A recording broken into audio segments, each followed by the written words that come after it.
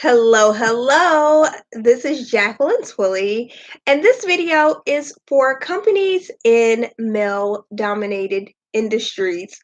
I'm the president at ZeroGap.co, and at ZeroGap, we curate leadership learning experiences. And you guessed it already, for companies within male dominated industries. Now, the reason why we focus on this is because we love working with leadership development, specifically women's leadership development.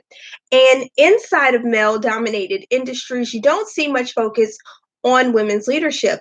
However, the companies that do focus on it, they see higher profitability, they innovate at a faster rate than their competitors who don't have a diverse leadership team.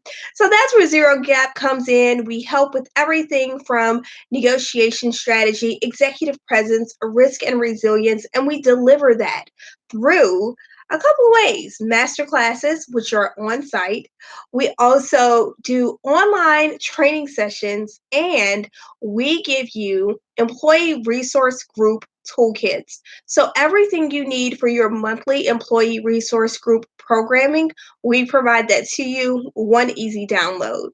So, let's hop into today's topic. Don't leave money on the table. Negotiation strategies. So, when I started writing this book, I really came from the angle of what are some of the very practical things that we need to know to negotiate effectively and to get great deals? We don't just want good deals, we need to be able to distinguish between good deals and great deals. So, listen, there are tons of negotiation books out there. I've taken the courses, I've read tons of books, and it's filled with terms like BATNA and ZOPA. BATNA stands for Best Alternative to a Negotiated Agreement, and ZOPA, the Zone of Potential Agreement. But when we get past that and we get past the five core negotiation styles, what does that really mean for leaders like you who are working day to day, who are negotiating to resolve conflicts among team members, who are negotiating business deals, and some of you might even be negotiating for personal career growth? So, inside of the book, Don't Leave Money on the Table Negotiation Strategies, what we've been able to do is really break down some core principles for you. And inside of that book, you're going to learn about the latte method. Now, the latte method is something that I created to help people to take the mystery out of negotiation and also take away that stigma that negotiation is a battle. Negotiation is not a battle. It is just a conversation, okay? So here's what latte stands for. L, look at the details. A, anticipate challenges. T, think about the walkaway point. The second T, talk it through. And E, evaluate all options.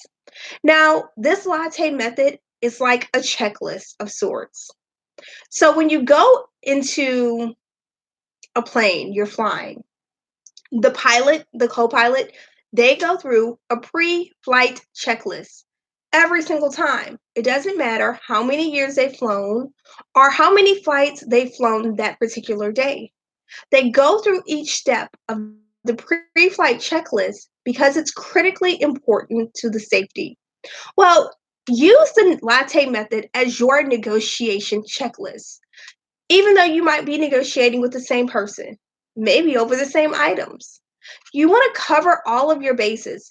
When you cover your bases, going through these five steps, the latte, what you're able to do is you're able to gain the appropriate amount of information so that you can distinguish between a good deal and a great deal.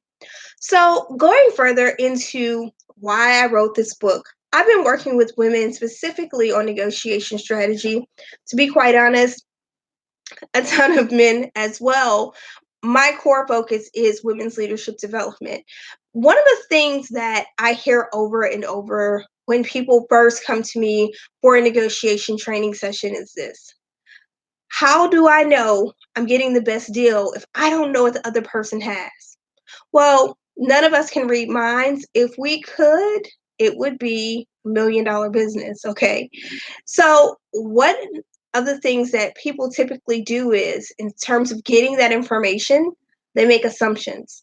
Now, it's very important to go into a negotiation with as much fact as possible. And whatever facts you don't have, create a list of questions so that as you're going through this conversation, remember, negotiation is a conversation, not a battle. So create the list of questions so that as you go throughout the conversations, you can present your questions in a well timed manner so that you're gathering as much fact as possible. 80% of a negotiation is in the prep. That's right. So a lot of the work that you're going to be doing, you're going to do it up front. Now, another thing in this book that I wanted to be sure to include, a lot of times when we hear negotiation, we think talking, emailing, phone calls. What's super important here is that we listen. We have to engage in active listening, not just to hear what's being said. Equally as important is what isn't being said in a negotiation. So you can fill in the gaps. Think of when you were in grade school and you had a fill in the blank test.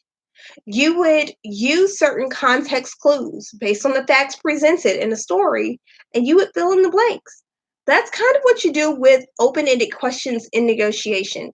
So you gather as much research as you can upfront using your tools, whether it's your network, online tools, etc. But then for those things that you don't know, try to get answers to those by presenting open ended questions. So, inside of Don't Leave Money on the Table in the book, we give you some, I give you some starter questions to help you start building that muscle to ask open ended questions. Now, this book is for anyone, even though I say it's for women in male dominated industries.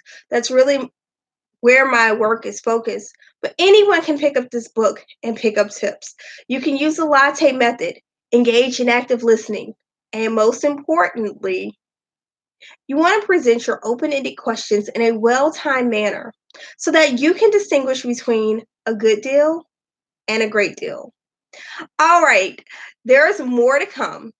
Until next time, continue to emulate excellence and eliminate excuses.